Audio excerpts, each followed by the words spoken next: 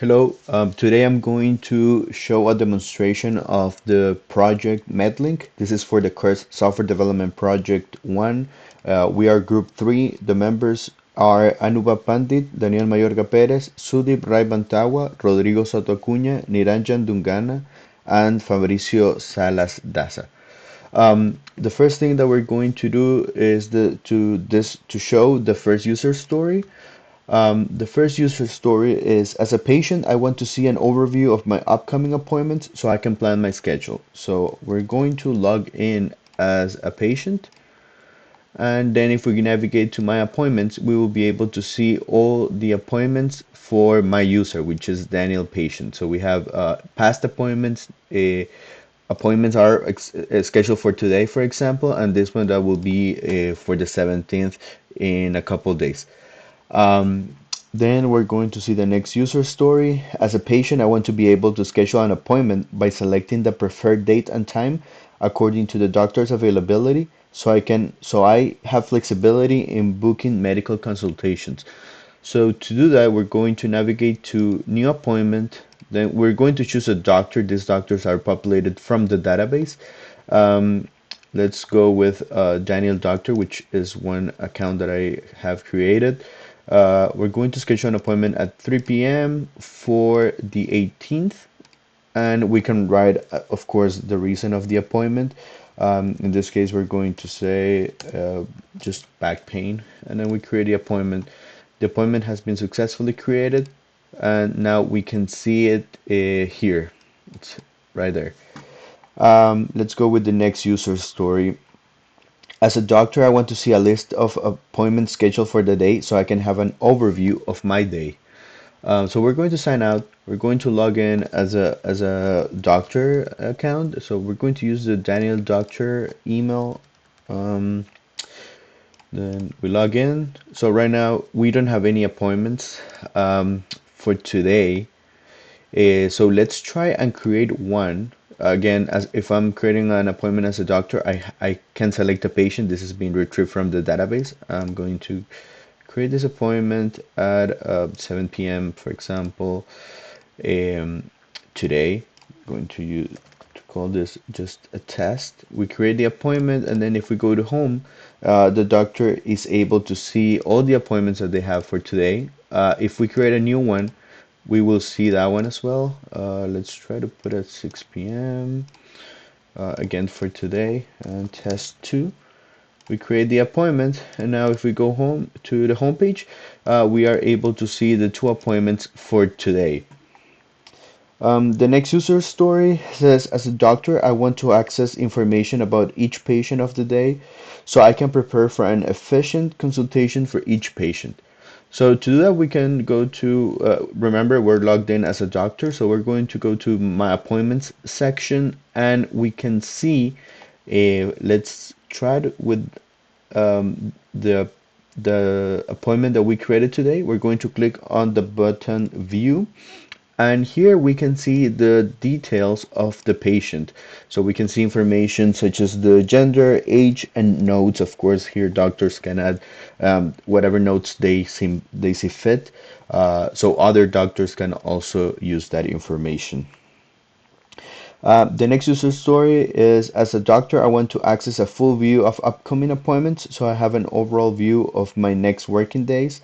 That's just looking at the My Appointments page where we can see the whole list of appointments, including past and future appointments.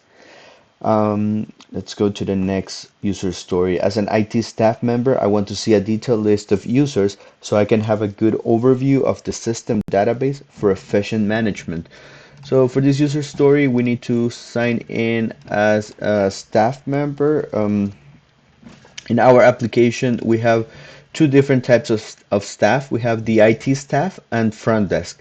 So for this user story is for the IT staff user. So as a when I'm logged in as an IT staff user, I have this a couple of buttons that are new, but we're going to use this one that says user list. And here I can see all the patients in the database, all the doctors registered in the database and all the staff members registered on the database for, just like the user story says, for efficient management of the database.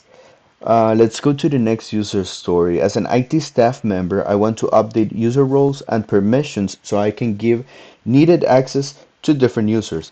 So, of course, um, we're going to stay logged in as an IT user. And let's go. I have this account that's Daniel Front Desk. As we can see, the role is Front Desk.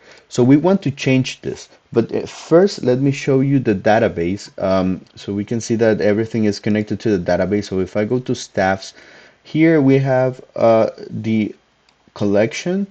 We have the document, which is Daniel Front Desk, and here we have the role. It says Front Desk.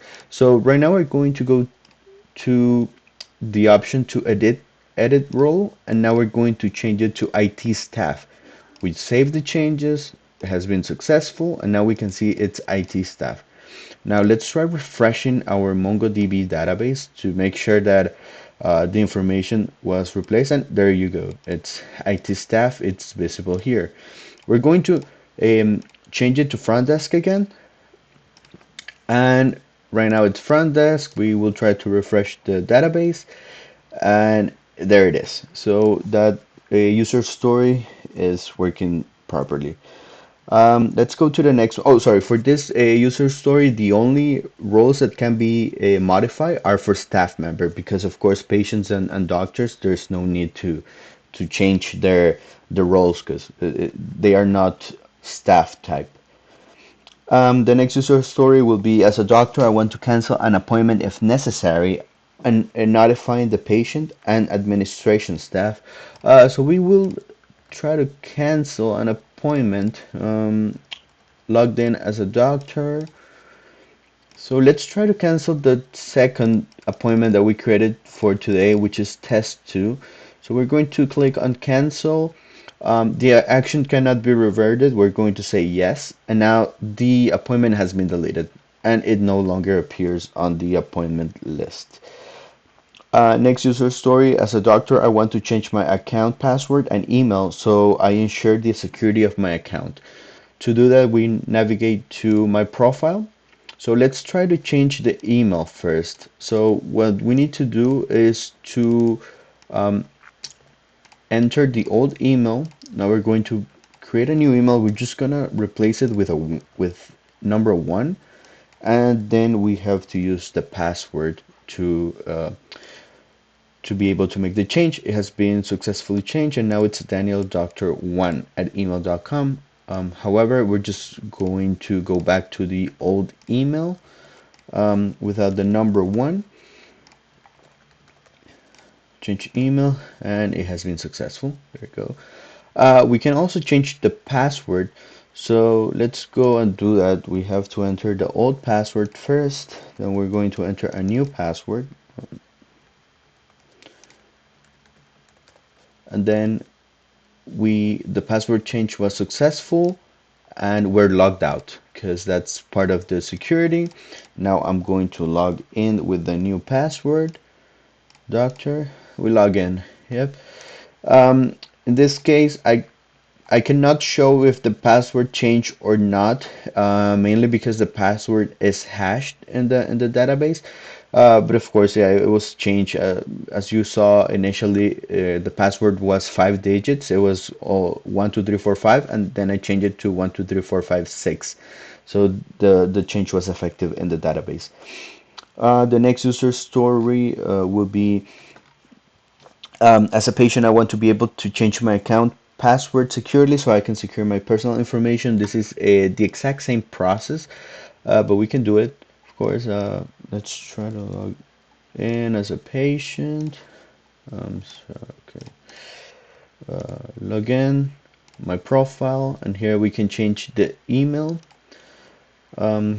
This email is Daniel Patient. Okay, so we can actually put it here. We're going to check this information in the database. We go to patients, We have Daniel Patient right now. The email is danielpatient@email.com. So we're just gonna do the same thing as before. We're going to add a one to the email, and then we have to confirm with the password.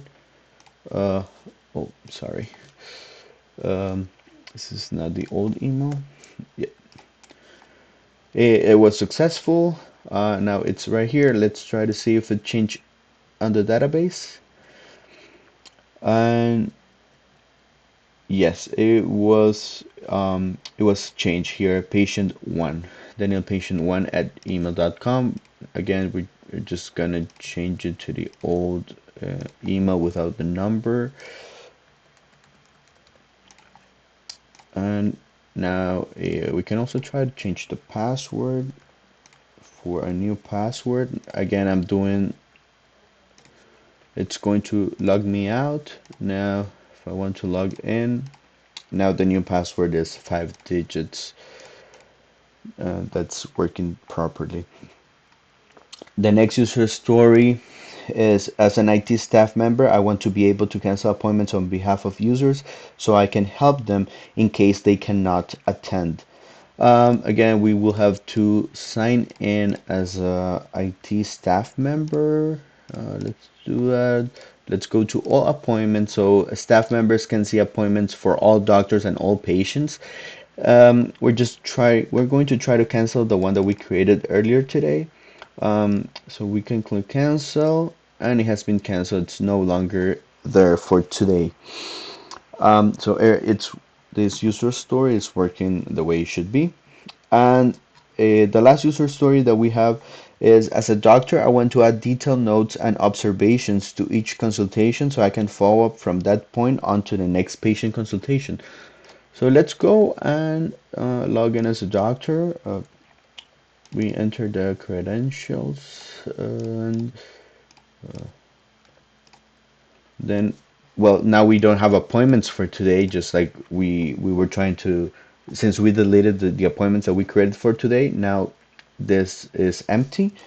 Let's go and add some notes. Let's say that the doctor already saw this patient, and now the patient, now the doctor wants to add notes to the appointment. So apparently for this one, the reason was that the patient was dying.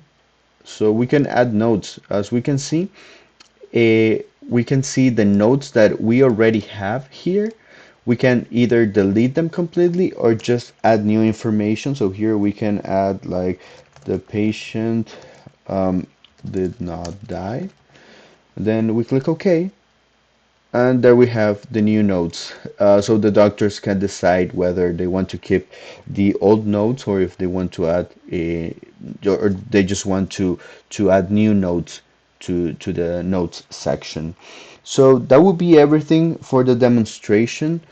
Um, that will be everything for this demonstration. As we saw, all the user stories were implemented and they are working properly.